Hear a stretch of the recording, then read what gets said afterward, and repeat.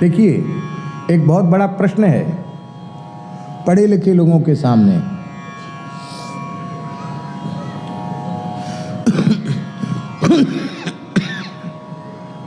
पुराने समय में ईंधन का कोई अन्य विकल्प नहीं था।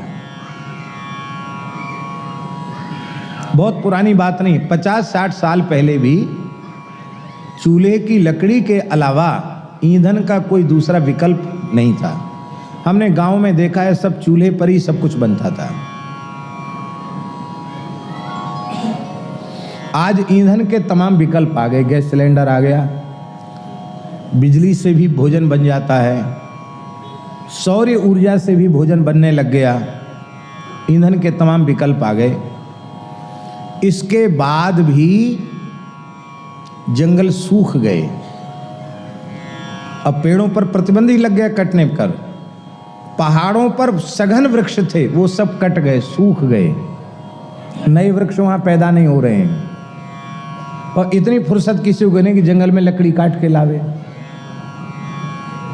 तो इतने लंबे समय तक ईंधन के अन्य विकल्प उपलब्ध होने के बाद भी इस देश के पर्वत प्रायः वृक्ष शून्य कैसे हो गए, इस बात पर पढ़े लिखे लोगों को विचार करना चाहिए। जंगल कैसे सूने हो गए, इस बात पर पढ़े लिखे लोगों को विचार करना चाहिए।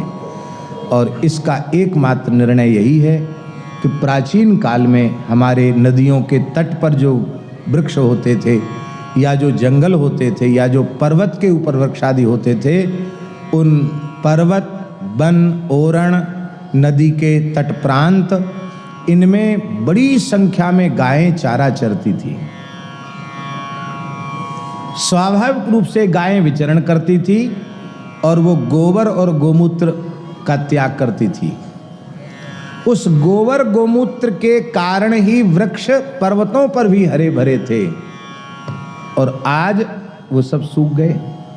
देवेंद्र जी को पता होगा, श्री बाबा जिनका ये बंसीवट है, क्या नाम, श्री जुगल शरण जी हैं, पूज्य श्री संत श्री जुगल किशोर शरण जी, बहुत अच्छे संत हैं। यहाँ बंसीवट स्थान बनाया और हम तो वहाँ रहे भी। पूज्य श्री परम पूज्य प्रातः स्मरणीय श्री रामदास जी महाराज मास्टर बाबा वहाँ विराजते थे, तब एक बार हम वहीं रहे।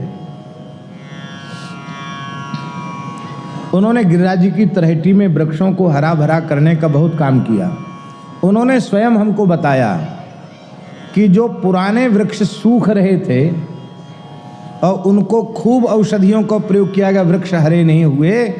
और जैसे ही उनके चारों ओर थोड़ा थोड़ा गड्ढा करवा के पुराने गाय के गोबर की खाद डाली, इस सब गिरिराज जी की तलहटी के पुराने वृक्ष हरे भरे हो गए। बात हमारी समझ में आ गई। पहले न कोई गोड़ तो और न कोई पानी दे तो, न खाद दे तो, फिर भी सब हरे भरे, क्यों गिरिराज जी की तलहटी में हजारों की संख्या में गाय चरती थी। आपने अपने बाल्यकाल में देखा हुआ कितने हिरन थे गिरिराज जी में। महाराज जी कहते हिरन निकलते तो रास्ता बंद हो जाती, इतने हिरन निकलते थे गिरिराज जी से। महाराज जी कहते आंखों से देखी बात, इतने हिरन निकलते थे, इतनी गायें चरती थी। तो वृक्ष उनका जीवन भी, इनका मूल भी गाय है।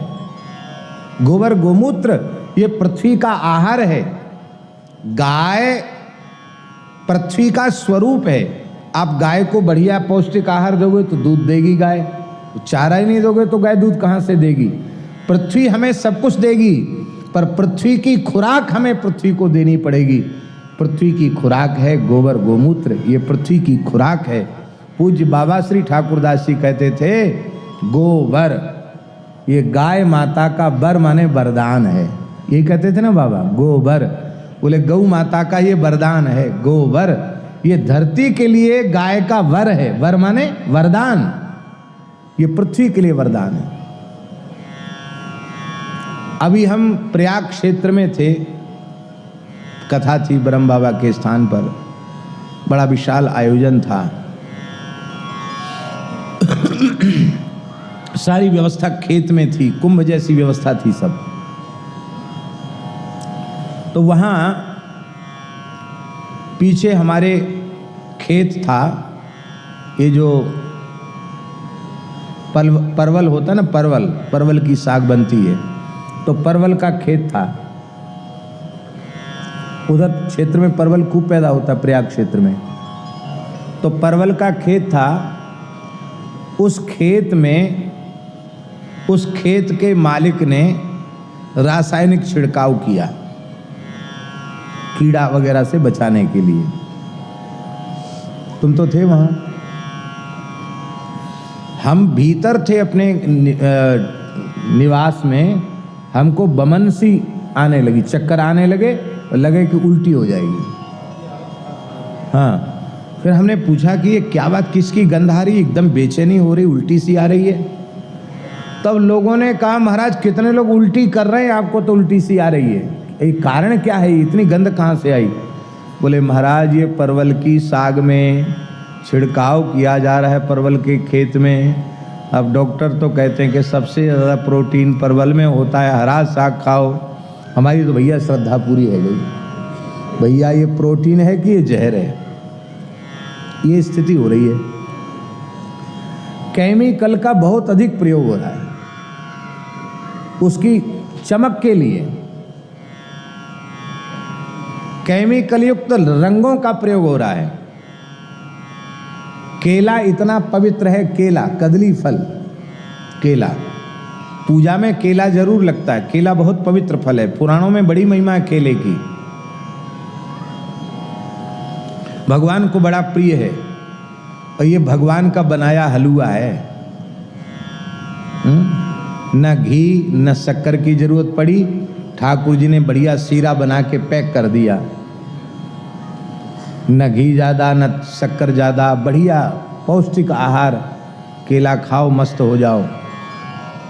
केला की बात सुन लो, केला की बात ये है, हमने अपनी आंखों से देखी हुई बात बता रहे हैं। एक सज्जन के यहाँ हम थे, टीवी में आ रहा था कि केले को पकाते कैसे हैं।